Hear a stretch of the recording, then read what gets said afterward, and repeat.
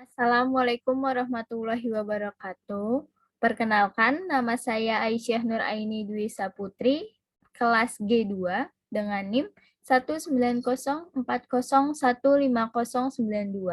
Di sini saya akan mempresentasikan tentang hiperglikemia.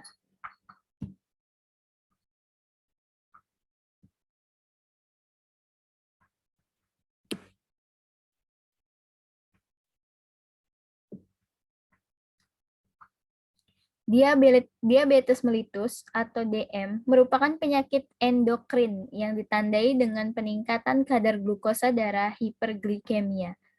Yang menahun kronik, hiperglikemia timbul karena defisiensi insulin atau karena adanya resistensi insulin. Peningkatan tersebut dapat disertai gejala klinik atau tidak ada gejala klinik sama sekali. Glukosa adalah sumber energi utama bagi tubuh yang dapat diperoleh dari makanan, terutama yang mengandung karbohidrat. Apabila kadar glukosa dalam darah meningkatkan seperti setelah makan, maka sel-sel beta pankreas akan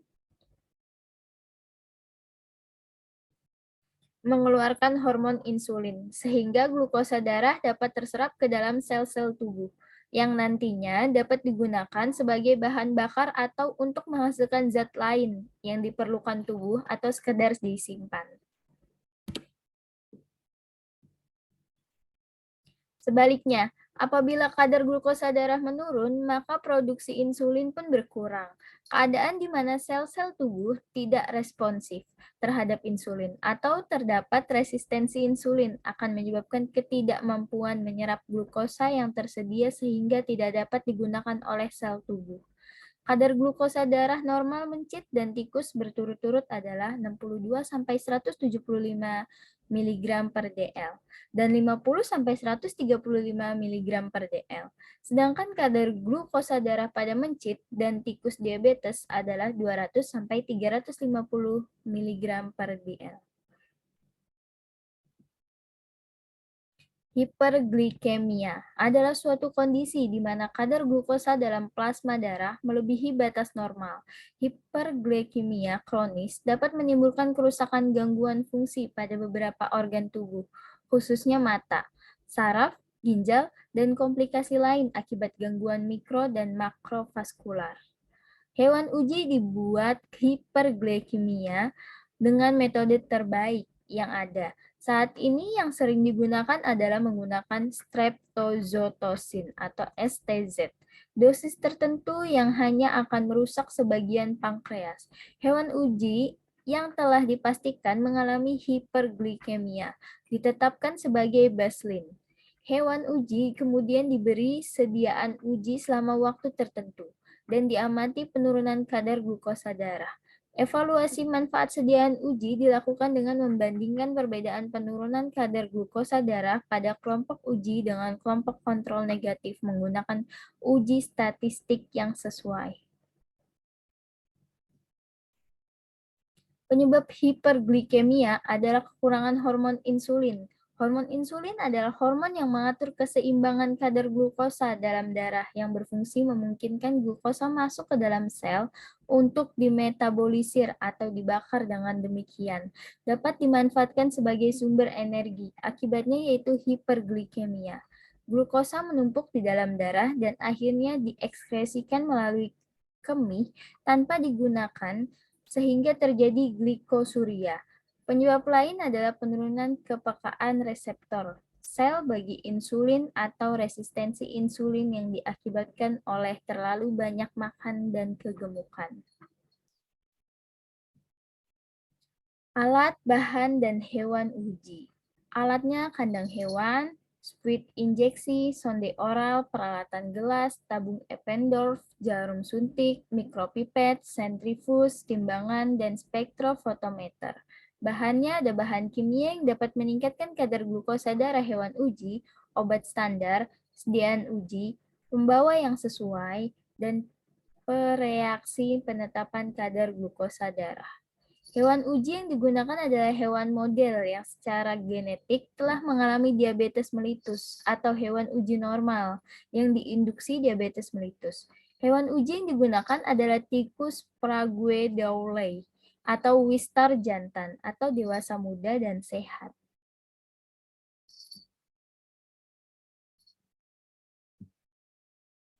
Pengelompokan hewan uji. Hewan uji dikelompokkan menjadi beberapa kelompok dengan jumlah 5-8 ekor per kelompok. Hewan uji dikelompokkan menjadi beberapa kelompok, yaitu kelompok kontrol normal. Hewan uji normal diberi pakan standar dan diberi pembawa sediaan uji yang bersifat inert dan tidak mempengaruhi kadar glukosa darah. Yang kedua ada kelompok kontrol negatif, yaitu hewan uji hiperglikemia. Diberi pakan standar serta bahan kimia yang dapat meningkatkan kadar glukosa darah hewan uji dalam pembawa sediaan uji yang bersifat inert sampai akhir pengujian dan diberi pembawa sediaan uji yang bersifat inert dan tidak punya atau mempengaruhi kadar glukosa darah. Yang ketiga ada kelompok kontrol positif, hewan uji hiperglikemia. Diberi pakan standar serta bahan kimia yang dapat meningkatkan kadar glukosa darah hewan uji dalam pembawaan sediaan uji yang bersifat inert sampai akhir pengujian serta diberi obat standar, obat konvensional penurunan kadar glukosa darah dengan konversi dosis terapi manusia. Obat standar tersebut dilarutkan dalam pembawa yang sama dengan sediaan uji. Selanjutnya ada kelompok perlakuan. Hewan uji hiperglikemia diberi pakan standar serta bahan kimia yang dapat meningkatkan kadar glukosa darah hewan uji dalam pembawa sediaan uji yang bersifat inert sampai akhir pengujian serta diberi sediaan uji pada minimal 3 kelompok dosis. Selanjutnya, induksi hewan uji diabetes mellitus tipe 2. Pada induksi hiperglikemia, peneliti disarankan untuk melakukan uji dalam penentuan dosis yang dapat meningkatkan kadar glukosa darah 200-350 mg per dl. Pada hewan uji, induksi hiperglikemia dapat diperlakukan dengan beberapa cara, antara lain sebagai berikut.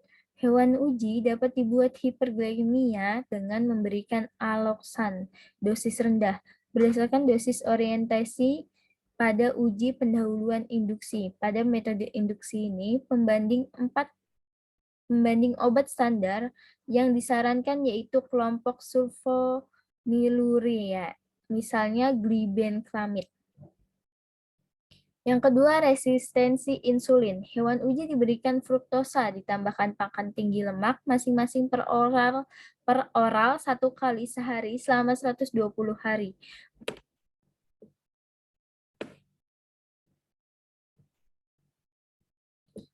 Pada metode induksi ini, pembanding obat standar yang disarankan yaitu metformin.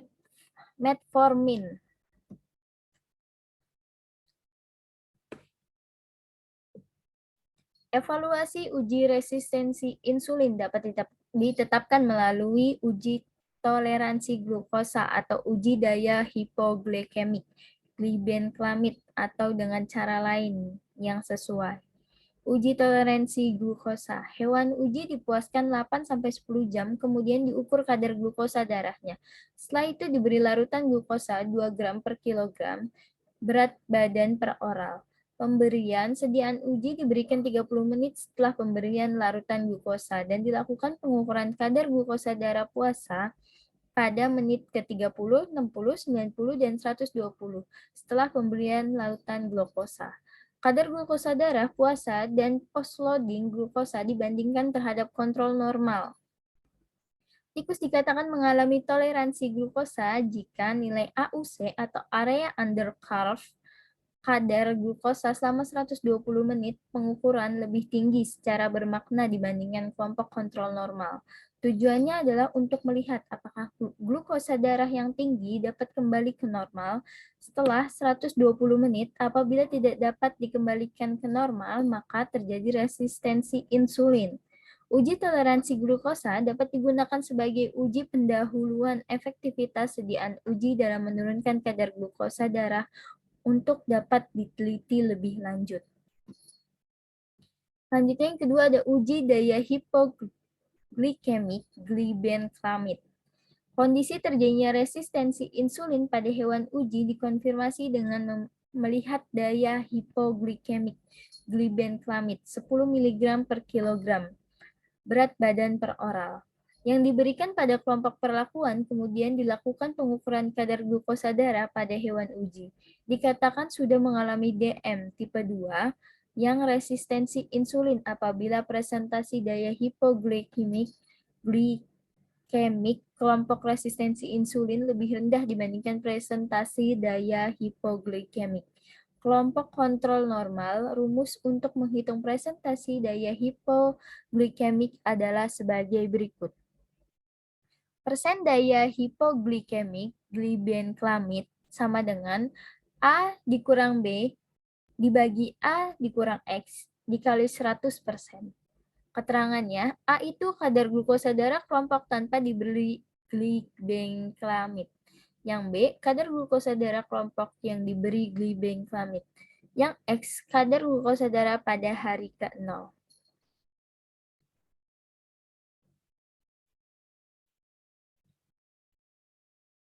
Defisiensi insulin.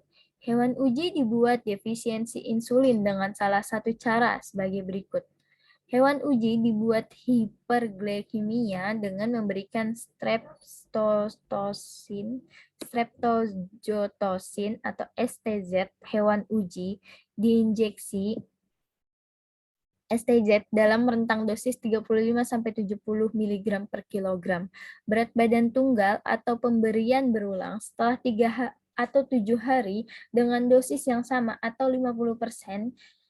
Jika pada dosis pertama belum mencapai hewan model hiperglikemia atau dosis berdasarkan hasil orientasi pada uji pendahuluan yang dilarutkan segera dalam pelarut yang sesuai. Sebelum diinjeksikan dengan metode yang sesuai, yang dapat ditambahkan pakan tinggi lemak pada saat pemberian berulang. Pengecekan gula darah dilakukan pada hari ke-0, 7, 14, dan 21 untuk memastikan hewan model hiperglikemia. Jika pada hari ke-7 hewan model sudah terbentuk, maka sediaan uji dapat diberikan. Jika belum terbentuk, maka sediaan uji dapat diberikan setelah 7 hari induksi kedua. Hiperglikemia yang stabil pada hewan uji diperoleh setelah 10-14 hari perlakuan. Pada saat induksi dapat ditambahkan nikotinamida untuk mencegah kerusakan pankreas yang parah. STZ pada hewan uji paling baik diberikan saat hewan puasa 4 jam untuk mencit dan 6-8 jam untuk tikus. Sebelum pemberian STZ, namun minum masih tetap dapat diberikan pada metode induksi ini, pembanding obat standar yang disarankan yaitu kelompok sulfonylurea, misalnya glibenclamid. Tikus diabetes akibat pemberian STZ pada masa neonatal. Neonatal tikus Gallus parguedaulae atau Wistar diinduksi dengan menggunakan larutan STZ dosis 90 mg per kilogram berat badan atau dosis berdasarkan hasil orientasi pada uji pendahuluan yang diberikan secara intraperitoneal. STZ dilarutkan segera dalam dapar sitrat 0,1%. Sitrat 0,1 m dengan pH 4,5, dingin sebelum diinjeksi. Induksi STZ hanya diberikan sekali pada usia 2 hari. Kemudian setelah usia 4 minggu, tikus disapih atau dipisahkan berdasarkan jenis kelamin. Keadaan diabetes tikus dilihat dengan mengukur kadar glukosa darah pada usia 12 minggu. Tikus dianggap hiperglikemi jika kadar glukosa darahnya lebih dari 1,5 kali kelompok normal 200-350 mg per dl. Pada metode induksi ini, pembanding obat standar yang disarankan yaitu kelompok sulfonylurea, misalnya glibenclamid. Prosedur pemberian sediaan uji. Hewan uji pada kelompok perlakuan diberi sediaan uji dengan dosis yang telah ditentukan secara oral selama 14 hari atau lebih. Selama masa pengujian hewan uji ditimbang setiap hari. Selanjutnya ada pengukuran parameter hiperglikemia. Parameter hiperglikemia yang diukur adalah kadar glukosa darah. Dengan metode penetapan kadar glukosa darah yang valid, penetapan kadar glukosa darah dilakukan secara periodik. Evaluasi. Dilakukan pengukuran terhadap penurunan kadar glukosa darah. Apabila diperlukan, dapat dievaluasi terhadap parameter kadar insulin, kadar HbA1c, gambaran perubahan pada pankreas, histopatologi pankreas, dan jumlah sel beta. Dilakukan analisis statistik untuk melihat homogenitas dan variasi antar kelompok serta distribusi data kadar glukosa darah. Evaluasi manfaat sediaan uji dilakukan dengan membandingkan perbedaan perubahan parameter uji pada kelompok uji dengan kelompok kontrol negatif menggunakan uji statistik yang sesuai. Simpulan hasil harus menggunakan signifikansi klinik sebagai pertimbangan utama. Selain signifikansi statistik, kelompok kontrol positif digunakan hanya untuk menunjukkan bahwa metode yang digunakan sahih, bukan untuk menunjukkan kesetaraan efek. Sekian dari saya, kurang lebihnya mohon maaf. Wassalamualaikum warahmatullahi wabarakatuh.